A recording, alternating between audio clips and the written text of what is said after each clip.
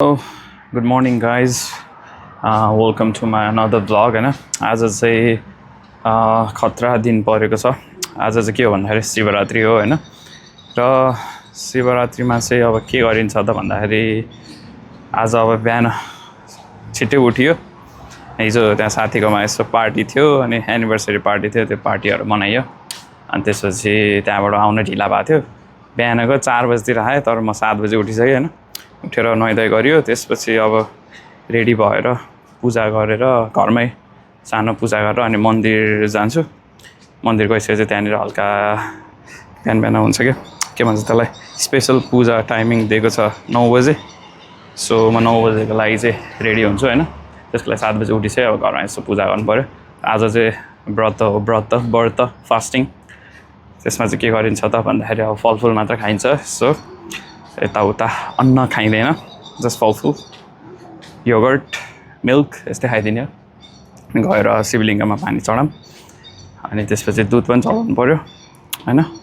अनि अर्को के भन्दाखेरि आज शिवरात्रि चाहिँ किन मनाइन्छ त भन्दाखेरि चाहिँ आजको दिनमा चाहिँ हाम्रो शिवजीको चाहिँ पार्वती भगवान्जीसँग चाहिँ बिहे भएको, म्यारिज सेरेमोनी भएर अनि त्यसपछि खै बेलुका बिहे सकिसकेपछि चाहिँ ताण्डव गर्नुभएको अनि जस खतरा चिज भएको भने चाहिँ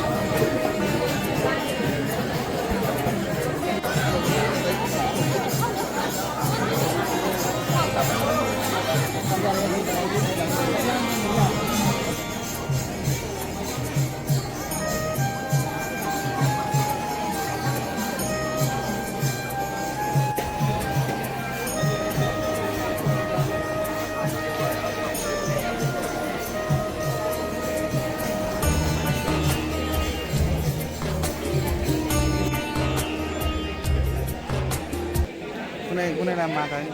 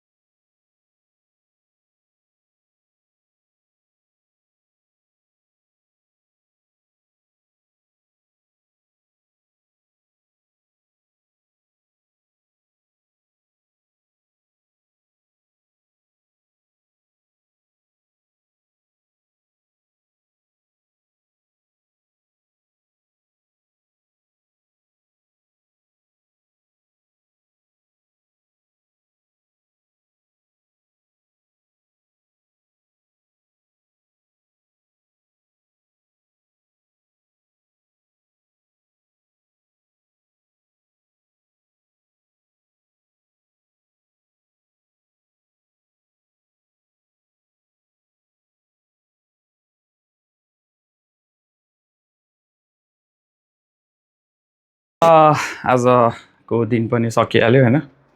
आजको दिन पनि सक्यो, जस रमाइलो भयो। आई होप अरू सबैजनाले इन्जोय गर्नुभयो होला आजको स्पेसल दिन। मैले पनि बवाल इन्जोय गरेँ होइन, मजा आयो। जस व्रत सफल भयो। अनि त्यसपछि यहाँनिर हाम्रो फेरि हिन्दू जस खतरा चिज हो क्या, हिन्दूको फेस्टिभल होइन, हाम्रो जस मनाउने ऊ हो नि त, हामीले विश्वास गर्ने चिजहरू। तर यसमा चाहिँ के छ भन्दाखेरि खानाहरू यताउता चाहिँ सबै हाम्रो पन्जाबी दाजुभाइहरूले चाहिँ ऊ गर्नुभएको रहेछ प्रसादको लागि चाहिँ। त्यही खायौँ, त्यही प्रसाद ग्रहण गऱ्यौँ। मेरो कपाल अफ फ्रेन्ड्ससँग गएको थिएँ म। जस मजा भयो। आई होप सबैजनालाई शिवजीको कृपा रहिरहन्छ र आफूले चाहेको आँटेको सबै पुरा होस्। यसै गरी मेरो ब्लग पनि म अब अन्त्य गर्न चाहन्छु। त्यसको लागि धेरै धेरै धन्यवाद। See you guys.